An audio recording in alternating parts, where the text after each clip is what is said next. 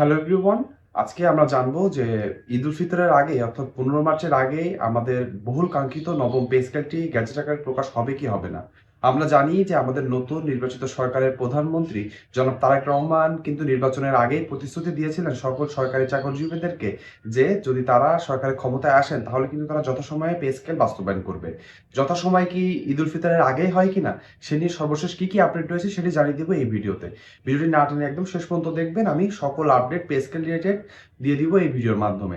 আপনারা জানেন pay scale নিয়ে সৎ এবং সত্য নিউজ নিয়ে কাজ করে থাকে এডুকেশন হাব বিডি চ্যানেলটি।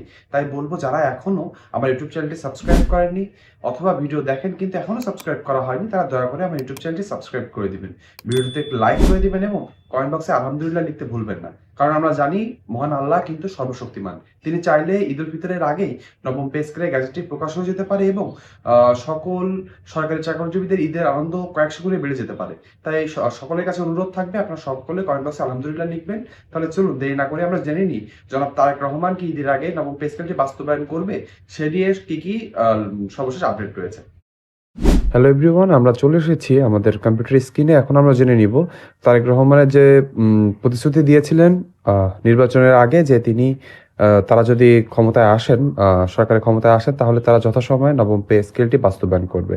তাহলে আমরা জেনে নিব যে সর্বশেষ পে স্কেলটি কি আপডেট রয়েছে এবং ঈদের আগে অর্থাৎ ঈদ উল ফিতরের আগে 15 মার্চের আগেই নবম পে স্কেলটি বাস্তবায়ন হবে কি হবে না। তাহলে চলুন আমরা দেরি না করে জেনে নিই।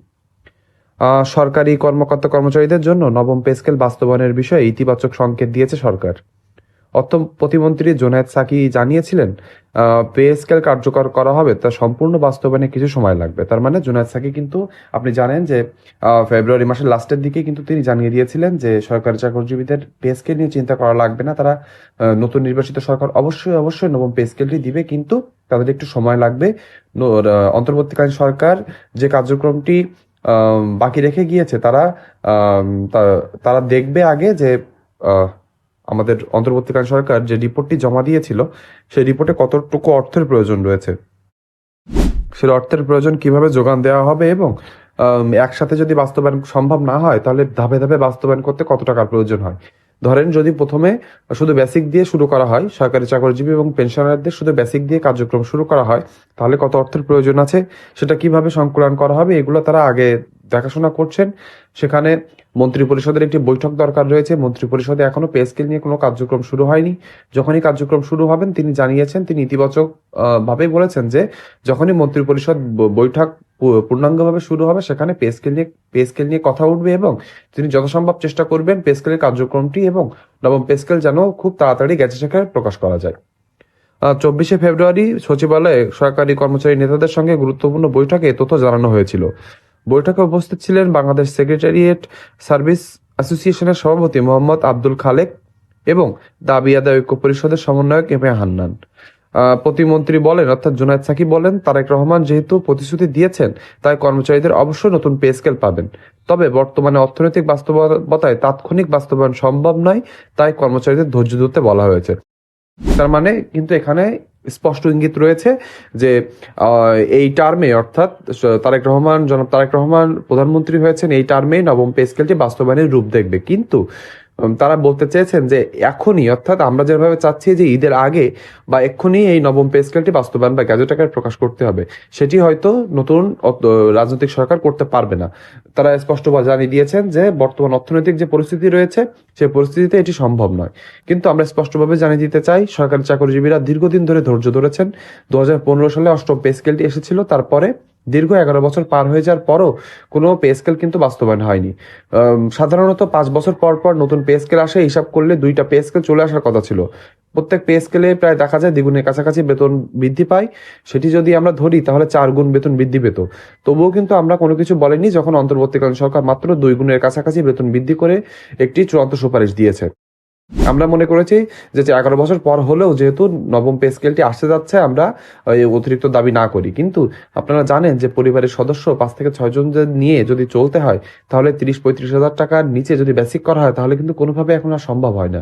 বিশেষ করে এখন কিন্তু যারা মেধাবীরা রয়েছেন তারা কিন্তু সরকারি চাকরিজীবীর এই পেশাতে আসতে চাচ্ছেন না, কেননা এখানে অর্থনৈতিক যে অসঙ্গত আছে, সেই অসঙ্গতি দেখে তারা কিন্তু বিভিন্ন বেসরকারি এবং দেশের বাইরে ভালো ভালো প্রতিষ্ঠানে চলে যাচ্ছেন। আপনি যদি দেশের মেধাবীদেরকে দেশে ধরে রাখতে না পারেন, তাহলে কিন্তু দেশ কোনোভাবেই উন্নতি করতে পারবে না। এর জন্য আমরা আশা করব যে নবম পে স্কেলের মাধ্যমে এই বৈষম্যগুলো দূরীকরণ হবে। বিশেষ করে 11 থেকে 20তম গ্রেডের সরকারি চাকরিজীবীদের ভিতরে যে অল্প টাকার বিপরীতে যে গ্রেড চেঞ্জ হয়েছে, এই বৈষম্য দূর করা হবে এবং সকল বৈষম্য দূর করে নবম পে স্কেলটি খুব তাড়াতাড়ি গেজেট আকারে প্রকাশ করা হবে।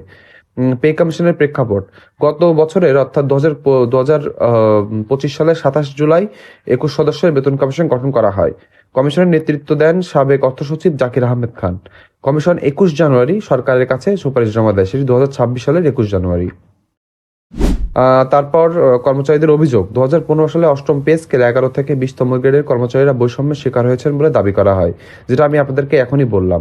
গত এক দশকে নিত্য পণ্যের দাম, চিকিৎসা ও শিক্ষা ব্যয় কয়েক গুণ বেড়েছে, কিন্তু বেতন বাড়েনি। এটা কিন্তু স্পষ্ট যে আপনি 5 বছর আগেই আপনি যে জিনিসটা 5 টাকা দিয়ে কিনতেন, এখন তার দাম 15 থেকে 20 টাকা হয়ে গিয়েছে, কিন্তু আপনার বেতন কি 5 টাকা থেকে 15 থেকে 20 টাকা হয়েছে? না, কখনো হয়নি। এজন্যে আপনি যদি সরকারি চাকরিজীবীদের এই চরম মূল্যস্ফীতির বাজারে তাদেরকে মোকাবেলা করে চলতে চান, বাজার যে ব্যবস্থা আছে তার থেকে, তাহলে কিন্তু তাদেরকে অবশ্যই একটি পে স্কেল বাস্তবায়ন করতে হবে। পে স্কেল বাস্তবায়ন ছাড়া কোনোভাবে সরকারি চাকরিজীবীদের জীবনমান উন্নয়ন করা সম্ভব না। আর পে স্কেল দিলে যে শুধু দেশের ক্ষতি হবে এমনই না, দেশের অর্থের সার্কুলেশন বাড়বে।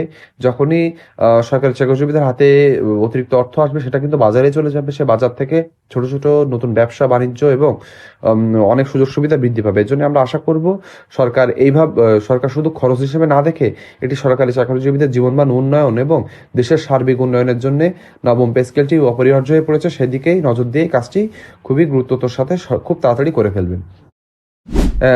এখন হচ্ছে আমাদের কথা হচ্ছে যে পে স্কেল যদি না আসে, তাহলে কি কি কর্মসূচি হাতে নিতে চলেছে নতুন সরকারের বিরুদ্ধে আমাদের সরকারি চাকরিজীবীরা।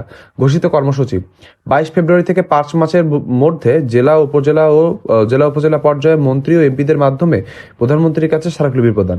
এটি কিন্তু হয়ে গিয়েছে, আজ 6 মার্চ চলছে।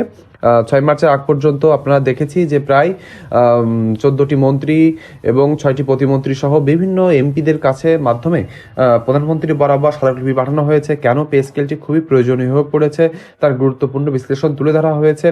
সরকারি চাকরিজীবীরা কেন পে স্কেল চাচ্ছে তারও কিন্তু কারণ তুলে ধরা হয়েছে। আশা করব আমাদের নতুন নির্বাচিত সরকারের প্রধানমন্ত্রী জনাব তারেক রহমান তার যে প্রতিশ্রুতি দিয়েছিলেন, সেটি অবশ্যই ঈদ উল ফিতরের আগে বাস্তবায়ন করবে, তাহলে সরকারি চাকরিজীবীদের ঈদের আনন্দ বহুগুণে বেড়ে যাবে। কেন্দ্রীয় নেতাদের মাধ্যমে মন্ত্রী পরিষদ সদস্যের সঙ্গে বৈঠক ও দাবিপত্র পেশ এবং রমজান জুড়ে বিভাগীয় প্রতিনিধি ও সমাবেশ ও মতবিনিময় সভা, এগুলো কিন্তু সবই হচ্ছে। এবং শেষ দিকে আলটিমেটাম জানানো হয়েছে সরকারি চাকরিজীবীদের পক্ষ থেকে। কি আলটিমেটাম দেওয়া হয়েছে সেটা আমরা ভিডিও শেষ অংশে জেনে নিব। আলটিমেটামে বলা হয়েছে, 15 মার্চের মধ্যে দৃশ্যমান অগ্রগতি বা গ্যাজেট প্রকাশের প্রক্রিয়া শুরু না হলে তীব্র আন্দোলনের দিকে যাবে সরকারি চাকরিজীবীরা। ঈদের পর 28 মাস সংবাদ সম্মেলন করে দেশব্যাপী বড় কর্মসূচি ঘোষণা করার হুঁশিয়ারি দেওয়া হয়েছে। অর্থাৎ যদি ঈদের আগে কোনোভাবে নতুন নির্বাচিত সরকার পে স্কেল দিতে ব্যর্থ হয়, তাহলে কিন্তু ঈদের পরে বড় কর্মসূচি আসছে। এবার কিন্তু সরকারি চাকরিজীবীরা আজ পিছপা হবে না। তারা অন্তর্বর্তীকালীন সরকারের সময় অনেক ধৈর্য ধরেছে। অন্তর্বর্তীকালীন সরকার তাদেরকে অনেক স্বপ্ন দেখিয়েছিল, সেই দিকে এসে তাদের স্বপ্ন ভঙ্গ করে তারা বলে দিয়ে গেলেন যে নতুন নির্বাচিত সরকার এসে পে স্কেলের কার্যক্রমটি শেষ করবে। কিন্তু আমরা যা দেখছি, এটি কিন্তু খুব সহজে হবে বলে মনে হচ্ছে না। সরকারি চাকরিজীবীরা যদি রাস্তায় না নামে, তাহলে মনে হচ্ছে তাদের যে অধিকারের আদায় হবে না। এজন্য সরকারি চাকরিজীবীরা এখন মাঠে নামতে প্রস্তুত। নতুন নির্বাচিত সরকার যদি কোনোভাবে কালক্ষেপণ করে, তাহলে কিন্তু সরকারি চাকরিজীবীরা এটি কোনোভাবে মেনে নিবে না। আজকের ভিডিওটি এই পর্যন্ত। পরবর্তীতে পে স্কেল রিলেটেড যে কোনো নিউজ আসলে সবার আগে আপনাদের কাছে পৌঁছে দিবে এই ইউটিউব চ্যানেলের মাধ্যমে। তাই বলবো, আমার ইউটিউব চ্যানেলটি সাবস্ক্রাইব করবেন, ভিডিওটিতে লাইক করবেন এবং কমেন্ট বক্সে আপনার যৌক্তিক মন্তব্য লিখতে ভুলবেন না। আজকের ভিডিওটি এই পর্যন্তই। সকলে ভালো থাকবেন।